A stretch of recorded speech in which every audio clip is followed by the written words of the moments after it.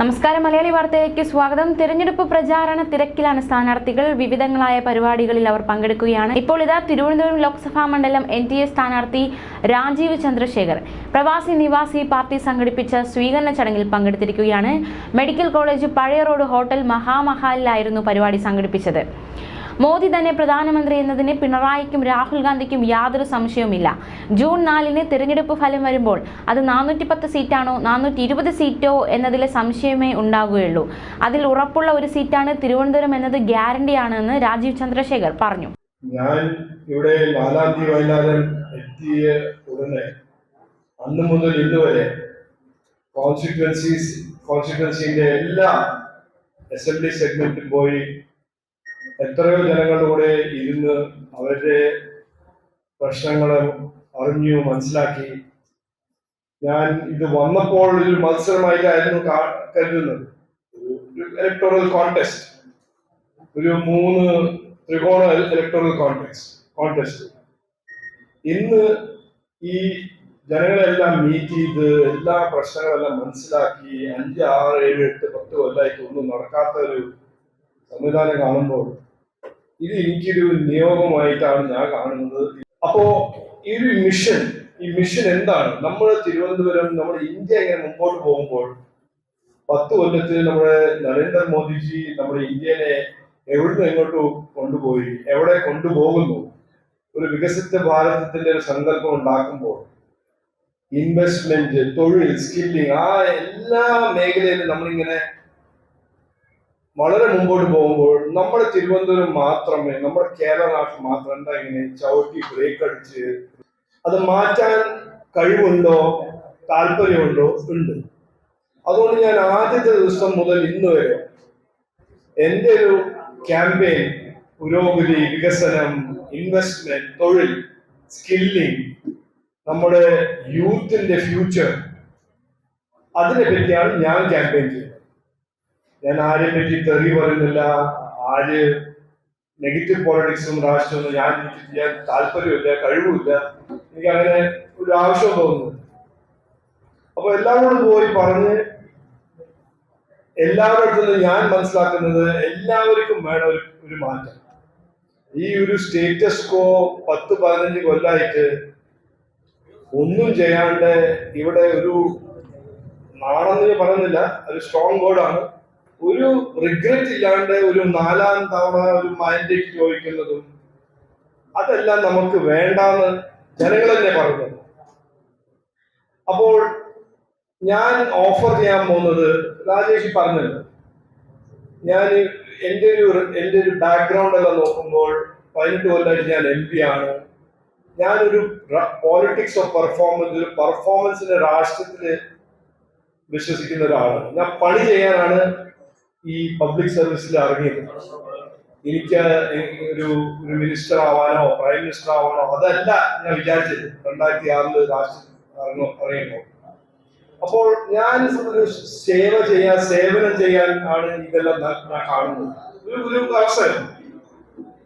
അതുകൊണ്ട് ഞാൻ ഇവിടുന്ന് ഇലക്ഷൻ കഴിഞ്ഞ് ഓടിപ്പോകുന്ന വ്യക്തിയല്ല, അത് ആവില്ല എന്ന് പറയാൻ ആഗ്രഹിക്കും. ജനങ്ങൾ പാർട്ടി നേതാവ് അവസരം കൊടുക്കുന്നു. കോൺഗ്രസിന് 10 കൊല്ലം 2004 മുതൽ 14 ഇന്ത്യയിലെ ഭാരതത്തിലെ ജനങ്ങൾ ഒരു അവസരം കൊടുത്തു.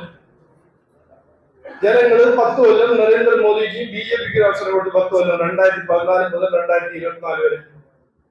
ഇവിടുത്തെ ജനങ്ങള് കേരള സംസ്ഥാന സർക്കാർ ഉണ്ടാക്കാൻ അവസരം കൊടുത്തു. CPI seat. ഈ അവസരം കിട്ടുമ്പോൾ ഈ നേതാക്കന്മാരും അവരുടെ പാർട്ടി എന്ത് ചെയ്യുന്നു, ജനങ്ങൾക്ക് വേണ്ടി എന്ത് ചെയ്യുന്നു, മുമ്പോട്ട് കൊണ്ടുപോകാൻ അവരെന്താണ് പണി, അവരെന്താണ് റിസൾട്ട്, അതാണ് ശരിക്കും election, democratic process, election process. ആ ഒരു ക്വസ്റ്റ്യൻ, ആ ഒരു പ്രശ്നത്തിന്റെ ഉത്തരമാണ്. കോൺഗ്രസ് എന്ത് ചെയ്തു 2004 മുതൽ 14 വരെ? എവിടെയായിരുന്നു നമ്മുടെ ഇക്കോണമി? എവിടെ തകർത്തി വെച്ചു? നരേന്ദ്രമോദിജി എവിടുന്ന് എങ്ങോട്ട് കൊണ്ടുപോയി? ഇവിടെ എന്താണ് സ്ഥിതി? കടം വാങ്ങാനും ശമ്പളം കൊടുക്കാനും പെൻഷൻ കൊടുക്കാനും കടം വാങ്ങാം. അപ്പോൾ ഇത് ഒരു എന്റെ മൈൻഡില് രാജീവ് ചന്ദ്രശേഖരന്റെ ഇലക്ഷൻ അല്ല, അങ്ങനെ ഒരു പേഴ്സണാലിറ്റി ഫൈറ്റും അല്ല. നമ്മളെ മുമ്പോട്ട് കൊണ്ടുപോകാൻ ആരാണ് ഏറ്റവും ക്വാളിഫൈഡ്, ആർക്കാണ് ഏറ്റവും കഴിവ്, ആരുടെ റിപ്പോർട്ട് കാർഡോ ആരുടെ ട്രാക്ക് റെക്കോർഡാണ് ഏറ്റവും ക്രെഡിബിൾ. അതാണ് ശരിക്കും ഈ ഇലക്ഷന്റെ ഒരു മെയിൻ ടോപ്പിക്.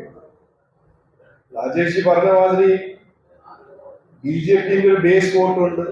ബട്ട് ഞാൻ കേൾക്കുന്നത്, എനിക്ക് മനസ്സിലാവുന്നത്, എല്ലാവർക്കും തിരുവനന്തപുരത്തും ജാതി മതമെല്ലാം വിട്ടിട്ട് ഒരു പുത്തൻ തിരുവനന്തപുരം ഉണ്ടാക്കണം, ഒരു മുമ്പോട്ട് പോകാൻ പോകുന്ന ഒരു തിരുവനന്തപുരത്തിന്റെ ഒരു വിഷൻ നമ്മൾ ഇംപ്ലിമെന്റ് ചെയ്യണമെന്നാണ് ജനങ്ങൾക്ക് വേണ്ടത്. അതിന് ഞാൻ ഒരു ഹംബ്ലി സബ്മിറ്റ് ചെയ്യുന്നു. എനിക്ക് കഴിവുണ്ട്, താല്പര്യമുണ്ട്, ഒരു ഡിറ്റർമിനേഷൻ ഉണ്ട്. ജൂൺ 4-ാം തീയതി റിസൾട്ട് വരുമ്പോൾ ഇന്ന് ആർക്കും ഒരു ഡൗട്ടും ഇല്ല, രാഹുൽ ഗാന്ധിക്ക് ഡൗട്ടില്ല, പിണറായി വിജയനും ഡൗട്ടില്ല ആരാണ് പ്രൈം മിനിസ്റ്റർ ആവാൻ പോകുന്നത്.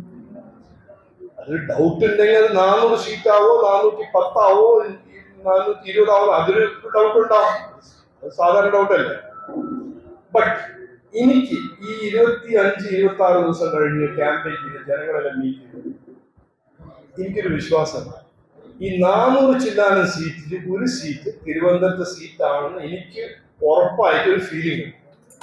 നമ്മൾ എല്ലാവരും ഒരു ടീമായിട്ട് നല്ല കഠിന അധ്വാനം ചെയ്താൽ അത് ശരിക്കും ഒരു റിയാലിറ്റി ആവുമെന്ന് എനിക്ക് ഒരു ഡൗട്ടും ഇല്ല. അപ്പോൾ ഇത് നമുക്ക് നമ്മുടെ എല്ലാവരും സങ്കല്പം, ഒരു പുത്തൻ തിരുവനന്തപുരം, പുതിയ തിരുവനന്തപുരം മുമ്പോട്ട് പോകാൻ നമ്മുടെ എല്ലാവരുടെയും സങ്കല്പം. ഇവിടെ ഒരു പുരോഗതി, വികസനം, തൊഴിൽ, ഇൻവെസ്റ്റ്മെന്റ്, സ്കില്ലിങ്ങിന്റെ ഒരു പുതിയ രാഷ്ട്രീയം, നമ്മൾ യൂത്തിന് വേണ്ടി ഒരു ഫ്യൂച്ചർ, ഒരു നല്ല ഫ്യൂച്ചർ ഉണ്ടാക്കുന്ന രാഷ്ട്രീയം ഉണ്ടാക്കണം എന്ന് പറഞ്ഞ് ഞാൻ എൻ്റെ വാക്ക് ചുരുക്കുന്നു. എല്ലാവർക്കും നന്ദി, നമസ്കാരം. 2004 മുതൽ 2024 വരെ കോൺഗ്രസ് ഭരിച്ചിട്ട് അവരിവിടെ എന്ത് ചെയ്തു എന്ന് ആലോചിക്കണം. ഒരു പാർട്ടി അവരിൽ ഒരു നേതാവിനെ മത്സര രംഗത്ത് എത്തിക്കും, പക്ഷേ ജനങ്ങൾ വോട്ട് ചെയ്യുമ്പോൾ ആലോചിക്കേണ്ടത് ആ നേതാവ് നാടിനും ജനങ്ങൾക്കും എന്ത് ചെയ്തു എന്ന് നോക്കിയിട്ടാകണമെന്നും, ഇന്ത്യ മുന്നോട്ട് പോകുമ്പോൾ കേരളം എന്താണ് ഒരു മേഖലയിലും വികസനമില്ലാതെ നിൽക്കുന്നതെന്ന് ആലോചിക്കണമെന്നും രാജീവ് ചന്ദ്രശേഖർ പറഞ്ഞു. കാലങ്ങളായി കാത്തിരിക്കുന്ന പുതിയ തിരുവനന്തപുരവും അതിൻ്റെ മുന്നോട്ടുള്ള യാത്രയുമാണ് ജനങ്ങൾ ആഗ്രഹിക്കുന്നത്.